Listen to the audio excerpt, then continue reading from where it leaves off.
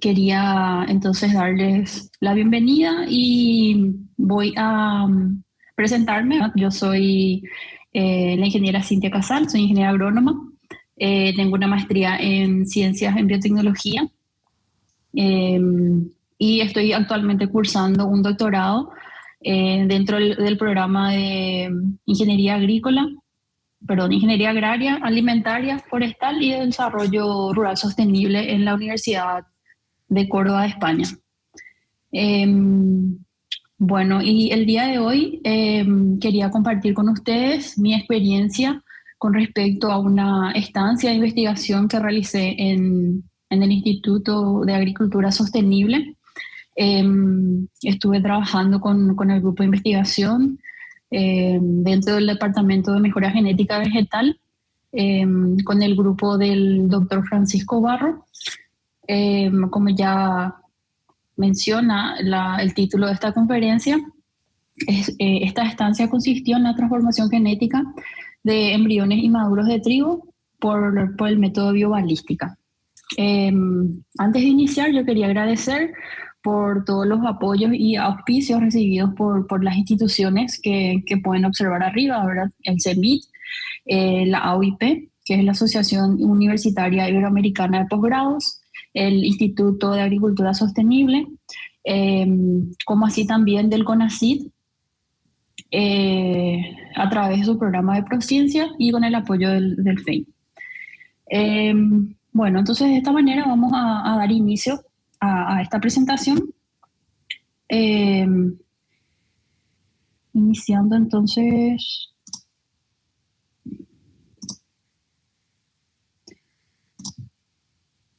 Bueno, ahora habilité la pantalla completa. Yo no les veo, por lo que pediría si Rodolfo me puede confirmar de que se puede ver y también si me puede avisar, o Rodolfo o Patricia, si de repente hay algún... eh, Dale, genial. Bueno, muchísimas gracias. Vamos a iniciar con una introducción con respecto a lo que vendrían a ser las transformaciones en plantas. Existen diferentes métodos para esa transformación y depende justamente de estos métodos la estabilidad en sí de la introducción de los genes dentro del genoma vegetal. Si nos enfocamos en el mecanismo de estos métodos, podemos dividirlos en dos grandes grupos. Uno que se relaciona o está basado en la utilización de vectores biológicos, como vendría a ser la técnica donde utilizan Agrobacterium tumefaciens o algunos tipos de virus vegetales.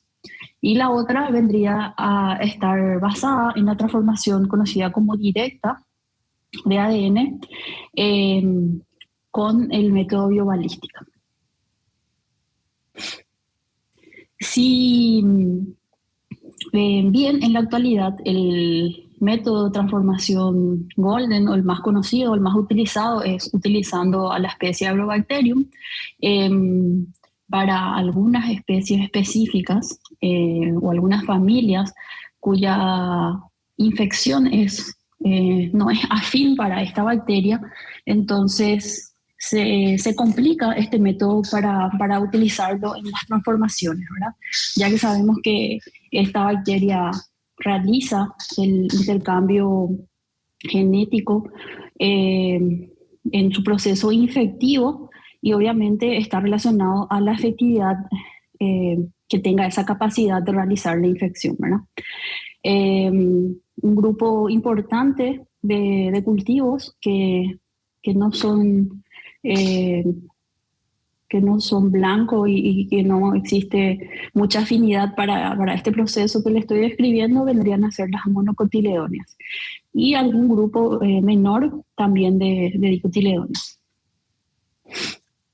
Bueno, en consecuencia de esto, se busca entonces desarrollar diferentes métodos alternativos y por lo general los más eficientes hasta hoy en día son los de transformación directa.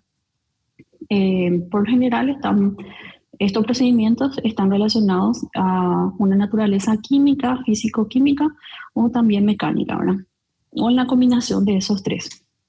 Eh, entonces, adentrándonos un poquitito a nuestro método, el más eficiente y mente utilizado para esta especie que estamos hablando de las plantas monocotiledóneas es el bombardeo con micropartículas, o también conocida como la biobalística. A partir de este método es que se logró grandes avances dentro del mejoramiento genético de cereales, como el arroz, el maíz, el trigo, la avena, entre otros, que sabemos que son de gran interés agronómico y que hacen parte a lo que vendría a ser la seguridad alimentaria, la alimentación básica.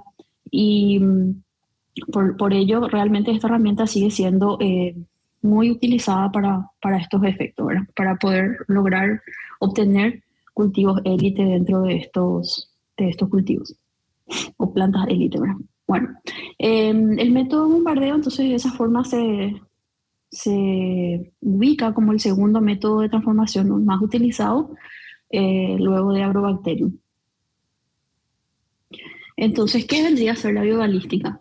En forma de término, ¿verdad? Podemos decir que es la combinación entre lo que vendría a ser biología y balística, o viceversa, ¿verdad? Este método fue originalmente ideado y refinado en la década de los 80 por un grupo de investigadores de la Universidad de Cornell, Estados Unidos. En ese procedimiento el ADN es introducido a las células por medio de partículas o de micropartículas que se aceleran a velocidades supersónicas y atraviesan la pared celular y la membrana y llegan al núcleo. Las partículas en sí mencionadas son esféricas y tienen de 0,4 a 2 micrómetros aproximadamente de diámetro y están hechas de materiales como el oro y el tungsteno. Estos materiales se recubren del material genético que se quiera transferir y a partir de eso, de eso se ponen las partículas o se exponen esas partículas, ¿verdad? A la compresión o se busca realizar la transferencia a partir de impulsión a una gran velocidad. Y esa impulsión a gran velocidad se solía hacer por pólvora seca, pero actualmente la técnica más utilizada para lograr esa velocidad en las partículas, ¿verdad? Es a través de la compresión de gases.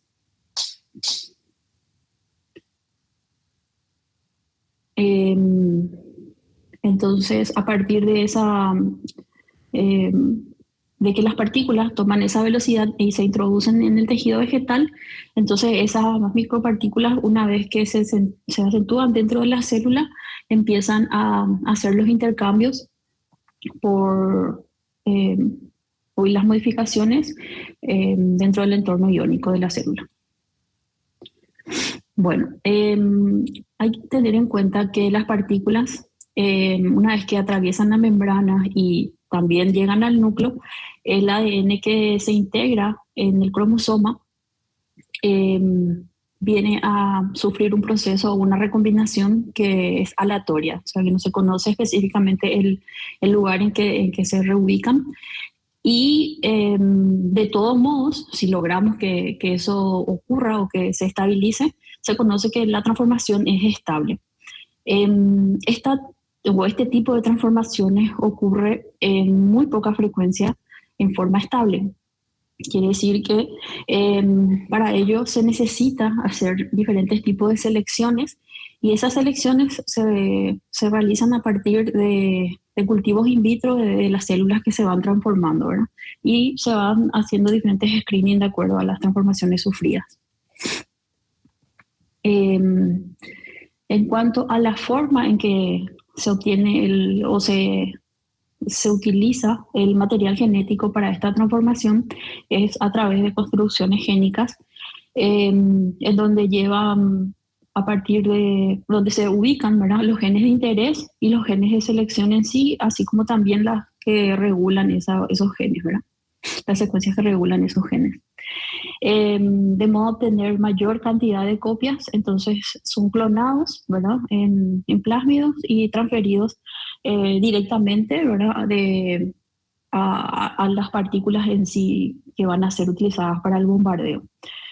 Se pueden usar enzimas de restricción para ponerlo al plásmido en forma lineal, que suele ser la forma en que se adhieren mejor al material genético que va a recibir. También se suelen hacer algunos eh, algunos cortes con respecto al tamaño, ¿verdad? Para reducir el fragmento que yo quiero transferir.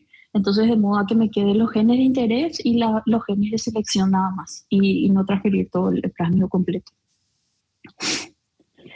Bueno, en cuanto al dispositivo que se utiliza para esta técnica, es el cañón, el más conocido es el cañón, ¿verdad? Que consta de una cámara principal,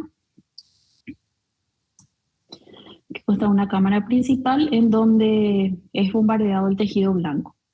La condición es de un vacío parcial, ¿verdad? Para que pueda lograr esa presión de aire que estamos hablando que es necesario para que las partículas se dispersen. El helio, ¿verdad? Es uno de los gases que se utiliza con mayor frecuencia eh, y se comprime dentro de la cámara para poder a partir de eso impulsar a partir de una membrana que lleva las micropartículas que previamente se recubren con el ADN y llega finalmente al tejido blanco. Vamos a ir viendo, incluso hay unos videitos en donde se demuestra mejor lo que les estoy mencionando. El modelo de cañón más utilizado es el PSD-1000 de helio, ¿verdad? Que está registrado por una empresa. Está patentado ya hace tiempo. Bueno. Como les dije, entonces ya básicamente funciona el equipo, ¿verdad? A partir de una ráfaga de gas o una presión en donde lo que hace es acelerar las partículas. Estas micropartículas en realidad son o hacen parte de una solución de etanol, ¿verdad? Que se colocan en el macroportador o macrocarrier, que es esta imagen que están viendo aquí, y acá está en grande, ¿verdad? Se utiliza uno para cada repetición o grupo de desplantes que vamos a usar, ¿verdad? ¿Qué es lo que tiene esta solución? Bueno, tiene las partículas de oro, en el caso de la experiencia que yo compartí, ¿verdad? Otros no, si es otro tipo de técnica. Tiene los plásmidos en sí que llevan, pueden ser uno o varios, de acuerdo al gen de interés y a los de selección también que decidan utilizar. Y utilizan dos compuestos que ayudan a estabilizar el ADN y a evitar también degradaciones, el fluoruro de calcio y la espermidina. Se hacen los cálculos con respecto a las concentraciones necesarias, ¿verdad? Para cada uno de los compuestos y se colocan en el centro mismo del macrocarrier, que es donde finalmente recibe la compresión o la ráfaga de gas para poder hacer la transferencia, ¿verdad? Bueno, básicamente entonces este vendría a ser el equipo donde tenemos un área que mide y se encarga de crear ese vacío parcial que habíamos dicho que es necesario para la presión que después libera el gas. Tiene un medidor de esa presión para poder estimar el momento ideal para hacer el disparo. Tiene un botón de encendido, tiene un botón que hace que deja actuar a la bomba, porque ahí existe una bomba externa que es la que hace el vacío, ¿verdad? Entonces permite hacer la activación en sí de esa máquina. Y el botón finalmente que hace el disparo, ¿verdad? Una vez que cumple la presión necesaria para el gas, entonces ocurre el disparo. Internamente existe un tubo de aceleración del gas, que es por donde va el gas. Finalmente llega al disco de retención, que a partir de que el disco pierde la resistencia es que se libera finalmente el gas y llega a todo lo que vendría a ser el ensamblaje del lanzamiento, que es donde se colocan estos macroportadores con las partículas en sí que queremos transformar, y en esta sección se colocan el objetivo en sí, o los explantes, o lo que vamos a querer transformar. Bueno, haciendo como un zoom en la parte específica de la cámara, podemos ver que dentro de esta, como les dije, está el tubo de aceleración, que es a partir de donde desciende el gas. En cuanto a la presión que toma, es relativa también al explante, a la distancia en que uno va a exponer, al tamaño de las partículas que eligió, y está alrededor de los 450 a 2200 psi. Los la metodología, el protocolo utilizado para la transformación de embriones eh, vendría a ser de 1100 psi. Y también el disco de ruptura está relacionado a eso también, ¿verdad? A cuánta presión puede soportar para poder después liberar el gas. Bueno, continuando entonces con la descripción en sí. Como les dije, existe un disco de rotura, ¿verdad? Este disco está sellado, eh, y lo que hace es retener y ayudar para mantener esa presión del gas, que finalmente después al momento de que alcance o se libere la presión pueda eh, causar el paso, vamos a decir, ¿verdad? Del gas. Entonces, como les dije, cuando una vez que se alcance la presión crítica, entonces el indicador es de que pueda ocurrir o que pueda pasar esa presión es a partir del disco de rotura. Entonces, una vez que él estalla, es que permite que pase el gas que llega a los siguientes sistemas, ¿verdad?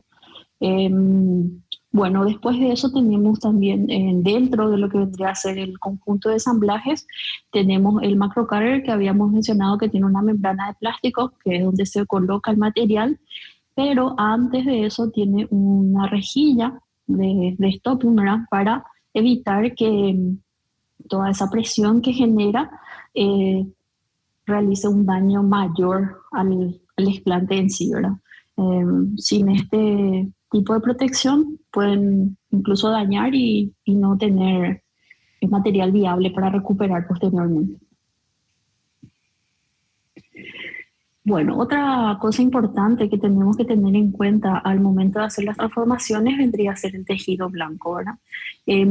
Como le estaba mencionando, es muy importante atender a su capacidad de regeneración in vitro, ya que como tiene una frecuencia muy baja de transformación, entonces necesitamos realmente hacer una recuperación y una selección de estos materiales que finalmente van a ser útiles, ¿verdad? O que finalmente fueron transformados. Por citar, entonces, algunos tipos de plantas que tienen mayor éxito se encuentran las hojas, las suspensiones celulares, meristemas, embriones, que es el caso nuestro, que ahora les voy a empezar a describir, los primordios foliares, los cotiledones y callos. Bueno, entonces, para iniciar un poquito las actividades que fuimos realizando, eh, o sea, que fui realizando en mi estancia, lo primero es la obtención de los embriones inmaduros. Para eso se hacen colecta de espigas, eh, en cuyo estado fenológico, según la DSH, está entre el 73, que es un lechoso temprano, y 75, que es un lechoso mediano, en donde los granos lechosos, o sea, se encuentran todavía en un estado lechoso, pero se encuentra el grano completamente formado. Otra característica también que se habla mucho es la coloración de un verde semejante al kiwi. Entonces le puse para que tengan un poco en cuenta. En cuanto a la temporalidad, estamos hablando de unas espigas entre 10 a 15 semanas posterior a la siembra. pero sabemos que eso depende también del cultivo en sí, de las condiciones ambientales en ese momento. Entonces, ahí se tiene que ir escalonando y se tienen que ir observando las características que mencionamos, ¿verdad? Bueno, posteriormente a esto, entonces se procede a la extracción de estos granos de trigo lechoso, ¿verdad? Con ayuda de una pinza o una mano, como pueden mirar en el video. Y se van colocando en papel de filtro humedecido para evitar que estos granos pierdan humedad y turgencia a la vez, ¿verdad? Ya que después tenemos que extraer los embriones en sí.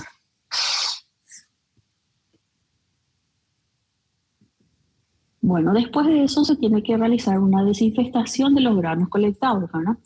Porque estamos hablando de que tenemos que trabajar en condiciones lo más asépticas posibles. Para eso se realiza un triple lavado, ¿verdad? Que puede ser hipoclorito de sodio al 12 minutos, etanol al 70% 5 minutos y un doble lavado posteriormente. Es mucho más efectivo si se utiliza un agitador como para poder homogenizar y hacer la desinfestación en todos los granos que tenemos. Em, Entonces, todo este procedimiento de desinfestación, o sea, a partir de este procedimiento de desinfestación, lo realizamos bajo campana.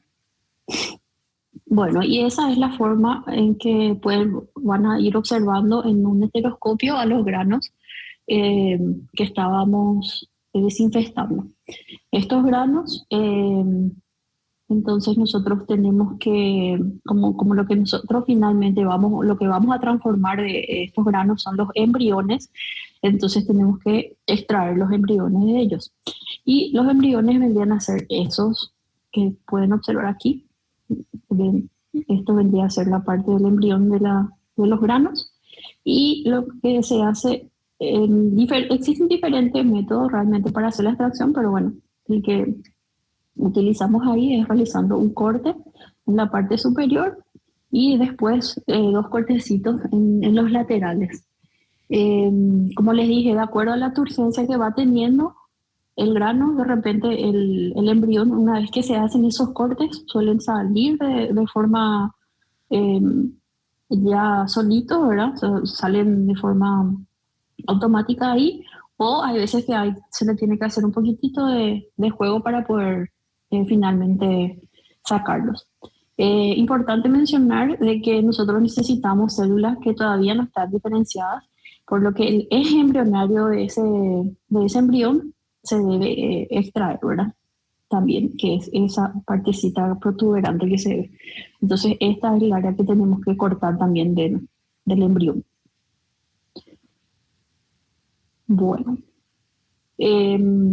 entonces nosotros aquí esta es la vista, ¿verdad? Donde tenemos los embriones, perdón, las semillas, ¿verdad? Los granos, perdón, los granos que están por ser cortados y los granos que tenemos ya, que fuimos procesando. Em, Se hace estos embriones se van ubicando en un medio selectivo 1, ¿verdad? Lo voy a denominar como medio selectivo 1, que no es otra cosa que el medio Murashige-Scoop más herbicida y antibiótico. Y esta es la vista principal o a partir del estereoscopio en donde podemos ver que ya se encuentran los embriones en cada cuadrante, ¿verdad?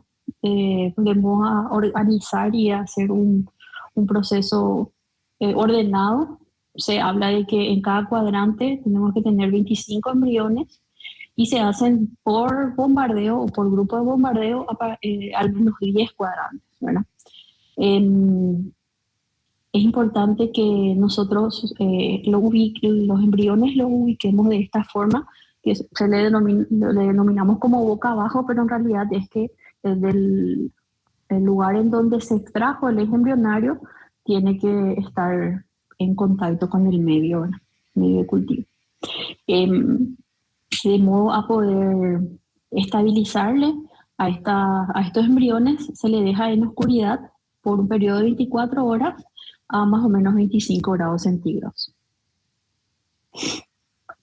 Bueno, previo a la transformación o a la exposición al bombardeo, existe un procesamiento que es pasada las 24 horas, en donde esos embriones tenemos que colocarlos en otro medio de cultivo que vendría a ser con las mismas composiciones que el medio uno, pero se le agrega mannitol. Y lo que se busca con este medio es tratar de que pierdan la mayor cantidad de turgencia posible y estos embriones para al momento de recibir el bombardeo, entonces no exista mucho daño en ellos por el exceso de agua. Entonces, una vez que se transfiere a este medio cultivo, se deja otra vez los embriones en esta posición y se reserva otras 3 horas de aclimatación a esta condición antes de ser expuesto al bombardeo. Bueno, una vez que ocurre o pasa este periodo, entonces podemos empezar a hacer las desinfecciones de todos los insumos que hacen al equipo en sí de la transformación. ¿Verdad? Bueno, y acá en el video entonces vamos viendo cómo este vendría a ser el disco de ruptura que les mencioné. Eso se enrosca en la parte superior, y es el que hace la primera parte de la prueba de aceleración en sí, de la presión. Se ajusta, después de eso este vendría a ser todo el ensamblaje que el macrocarrier tiene el tejido que les dije que es importante para no causar daños mecánicos en nuestro desplante. También ahí se puso ya la partícula que es la que tiene la partícula, perdón. Eso se introduce a una distancia ya calculada también para ver cuál es la más efectiva. Aquí nosotros estamos poniendo los embriones también ya en donde van a ser, en la posición en sí donde va el disparo. Vamos a crear el vacío, posteriormente se cierra. A partir de eso se activa el switch que es para el vacío. Una vez que alcanza la presión necesaria de vacío que necesitamos acá, entonces se cancela el aparatito que se encarga de eso, ¿verdad? La máquina, el motorcito, y se realiza finalmente el disparo. Y acá van a ver que una vez que alcanza la presión necesaria es que realiza el disparo. Que le alcanza los 1100 PSI, entonces realiza el disparo, solito disminuye, nosotros tenemos que sacar obviamente otra vez la condición de vacío para que nos permita abrir la cámara. Una vez que pasa eso, entonces ya podemos abrir otra vez y sellamos nuestra placa, ¿verdad? Para evitar cualquier tipo de contaminación y de esa forma ya tenemos nuestros embriones. Y esta es la apariencia que tienen los embriones una vez que fueron transformados. Ahora, como sabemos, un daño mecánico el que sufren y en algunos casos se puede observar incluso eh, los restitos de las partículas. Estos embriones pasan nuevamente a un medio, ya este es un medio de selección, en donde se colocan en una forma ya equidistante, únicos, cada cuadrante que habíamos nosotros hecho, se colocan en una sola placa, de una forma equidistante, y este proceso, ¿verdad? O este paso dura 3 semanas en oscuridad a 25 grados. Lo que sí tenemos que hacer en este periodo de 3 semanas es verificar que no se contaminen y realizar los cambios pertinentes al respecto, ¿verdad? Y este es el proceso en donde empiezan las células a regenerarse y a generar nuevos embriones. A partir de esas 3 semanas, entonces se realiza un cambio nuevamente de medio cultivo. Se realizan los apuntes del porcentaje de embriogénesis, ¿verdad? Que tenemos. Nosotros tenemos los callos que se van generando y a partir de eso los diferentes embriones que dan a partir de eso, ¿verdad? Como son medios selectivos, o sea, quiere decir que dentro de eso ya están el herbicida al cual ellos están siendo susceptibles y entonces van sobreviviendo solo los explantes que son transformados, ¿verdad? Como les dije, esos medios son un pool o un grupo de herbicidas y antibióticos para poder hacer la selección. El cambio se realiza cada 3 semanas.